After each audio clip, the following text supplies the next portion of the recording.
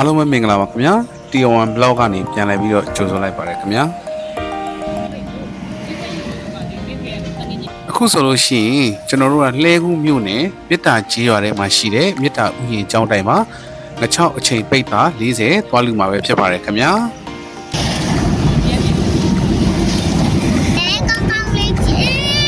မြစ်တာဥယျာဉ်ကျောင်းတိုက်ကိုသွားမယ်ဆိုလို့ရှိရင်ကျွန်တော်တို့ဇီယကွင်းလမ်းဆောင်ရောက်လို့ရှိရင်ညာဘက်ကိုချိုးပြီးအမိနစ်လမ်းမကြီးကနေ10မိနစ်ခန့်မောင်းပြီးသွားလို့ရှိရင်မြစ်တာကျောင်းဆိုတဲ့ဆိုင်းပုတ်လေးကိုတွေ့ရပါမယ်ခင်ဗျာရွာလန်းလေးတိုင်း6မိနစ်ခန့်မောင်းသွားလို့ရှိရင်ကျွန်တော်တို့မြစ်တာဥယျာဉ်ကျောင်းတိုက်ကိုရောက်ရှိမှာပဲဖြစ်ပါတယ်ခင်ဗျာကျွန်တော်တို့သွားလူတဲ့အချိန်က28ရက်3လပိုင်းဆိုတော့ငလင်လှုပ်ပြီးတဲ့အချိန်နဲ့ဖြစ်တော့မှတ်မှတ်ရပါပဲခင်ဗျာအဓိကဖုန်းเจ้าကအကျဉ်းတယ်ဆိုလို့ရှိရင်ကျွန်တော်တို့တရားစခန်းတွေပါတယ်ဖွင့်နေခင်ဗျတရားစခန်းဖွင့်တော့တရားစခန်းမှာကျွေးလို့ရအောင်အထောက်အကူဖြစ်အောင်လို့ဆိုပြီးတော့ကျွန်တော်တို့သွားပြီးတော့လူရမ်းတာပဲဖြစ်ပါတယ်ခင်ဗျာ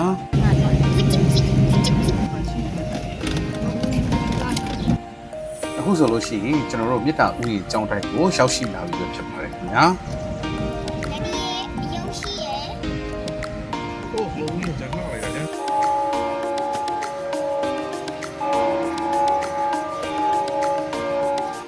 မြစ်တာဥယျာဉ်ကျောင်းတိုင်ထဲမှာဆိုလို့ရှိရင်ကျွန်တော်တို့ပထမဆုံးမြင်တွေ့ရမှာကတော့မင်္ဂလာပါဆိုပြီးတော့နှုတ်ဆက်နေတဲ့အနေအထားနဲ့ရုပ်ထုလေးတွေပဲဖြစ်ပါတယ်ခင်ဗျာ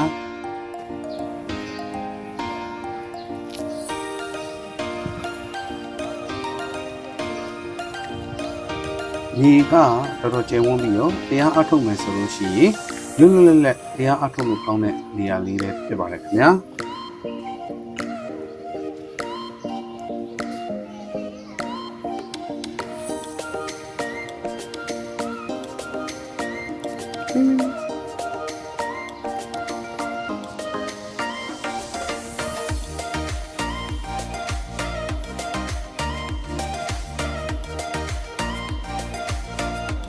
ဖုံဖုံရဲ့အဲတွေးဆောင်မှာဆိုလို့ရှိရင်မြင်တွေ့ရမှာတော့မိဘမြစ်တာကိုပေါ်ကျူးထားတဲ့ရုပ်ထုတစ်ခုပဲဖြစ်ပါတယ်ခင်ဗျာ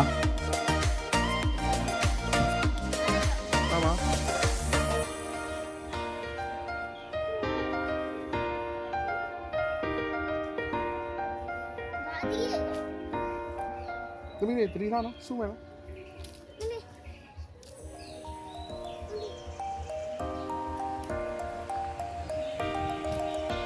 အ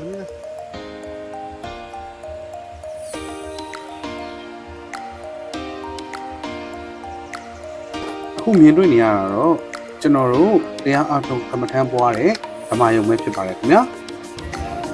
ဒီထဲမှာဆိုလို့ရှိရင်ကျွန်တော်တို့တရားတွေထိုင်လို့ရတယ်တရားတွေနာကြတယ်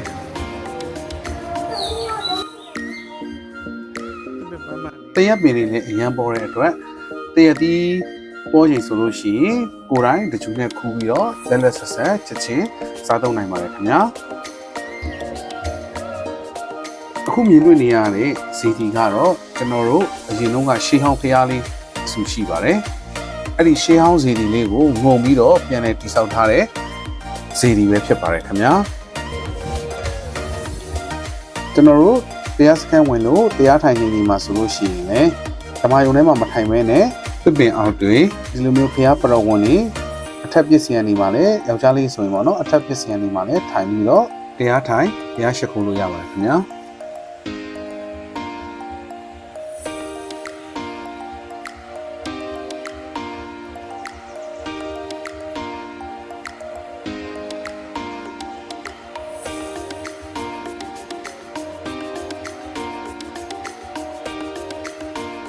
ဖះရဲ့မြောက်ဘက်မှာဆိုလို့ရှိတော့လေကျွန်တော်တို့ရှေးဟောင်းသမိုင်းဝင်ခြေတော်ဖះလေးကိုပူညောရပါပဲဖြစ်ပါတယ်ခင်ဗျာ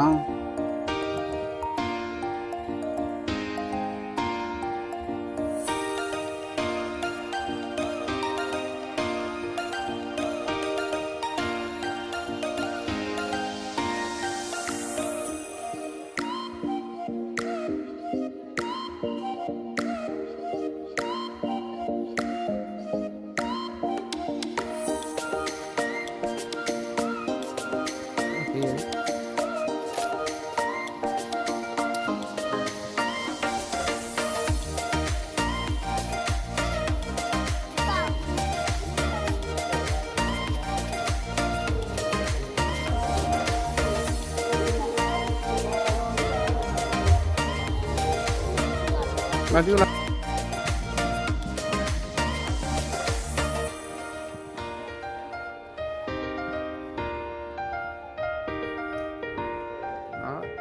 ကျွန်တော်တို့တွေ့နေရတာကတော့ယဟန်ဘဝကိုရောက်ရှိအောင်လုပ်ပေးတဲ့တိမ်တော်ပဲဖြစ်ပါတယ်ခင်ဗျာ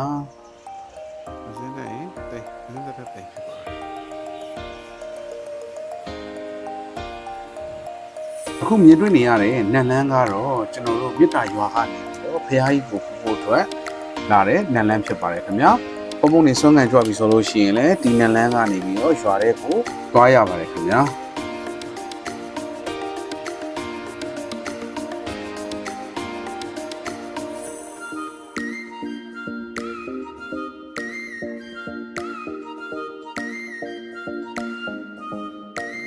ဘုန်းကြီးကျောင်းရဲ့ area တော်တော်ကျယ်ဝန်းတဲ့အတွက်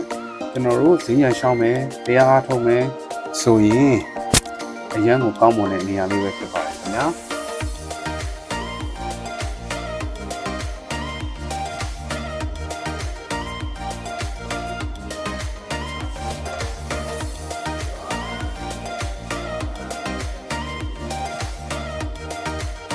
ကျွန်တော်တို့အခုမြင်တွေ့နေရတာကတော့စွန်းစားဆောင်ပဲဖြစ်ပါတယ်ခင်ဗျာ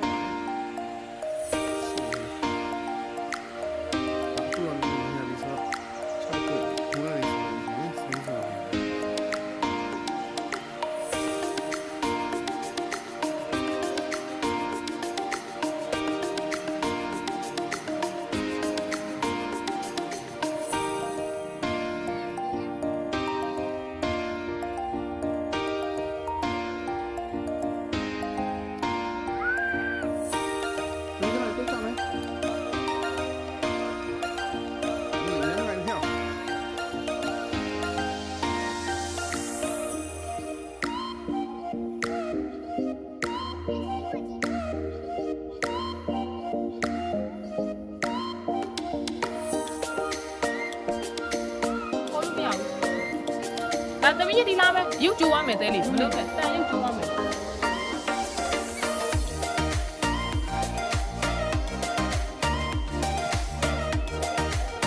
အခုကျွန်တော်တို့မြင်တွေ့ရတာကတော့မေတ္တာဥယျာဉ်ကျောင်းတိုင်းရဲ့ဥဆောင်ဗရဏနာယကဆရာတော်ဓမ္မကတိကအရှင်ကုမာရပဲဖြစ်ပါတယ်ခင်ဗျာဒီမှာထိုင်ဟိုကမျက်နှာလေးပေးပြီဒီလိုလားလာဒီဘက်လာမေးလာလာမိုင်းလာ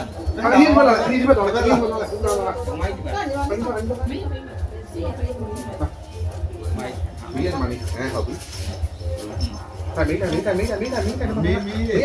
ရှင်းလာခဲ့မလားဟုတ်တော့နော်ဘာလဲနာတမိုင်းကိုကောက်ကိုမျက်နှာလေးနည်းနည်းပြလိုက်အခုပဲဟုတ်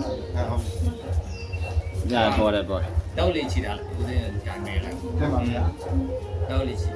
ဣဒံမေပုံညံဣဒံမေပုံညံနိဗ္ဗာနတ္တနိဗ္ဗာနတ္တပစ္စယောဟောတုဣဒံပုံညံဣဒံပုံညံယနေ့ယခုသက်ရှိစွာနာကင်းကြောင်းကျမ်းမာကြောင်းချမ်းသာကြောင်းသတ္တပကဘုဒ္ဓကြောင်းစိတ်နှလုံးကောင်းမွန်ကြောင်းကျန်စီပြည့်စုံကြောင်းသုမွန်တောင်း၍လူရန်အပ်သောဤကောင်းမှုသည်နိဗ္ဗာနတ္တဒုက္ခခတ်သိသုံးရရမှန်လက်နိဗ္ဗာန်ဤပစ္စယောရောက်ရရောက်ကြောင်းဥပ္ပံကောင်းသည်ဟောတုဖြစ်ပါစေသာရှင်ဖေယ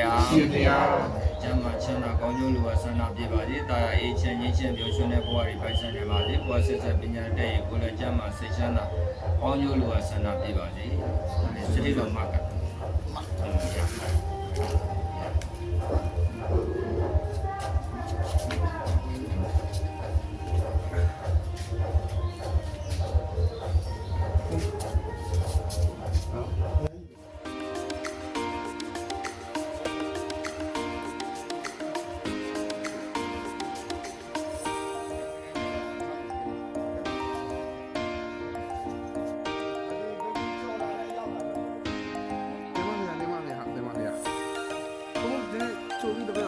မေတ္တာဥယျာဉ်ကျောင်းတိုင်းမှာ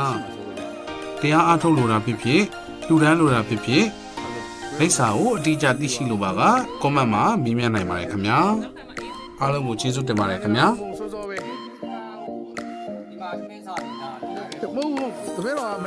နေ့စောစောလာပြီးတော့ထမင်းလာစားဘူးဒါပေမဲ့ဖြစ်ချင်တော့လာလို့မရအောင်အလုပ်တစ်ဖက်နဲ့ကြတော့အခုမှရပါတယ်ပါဗျာ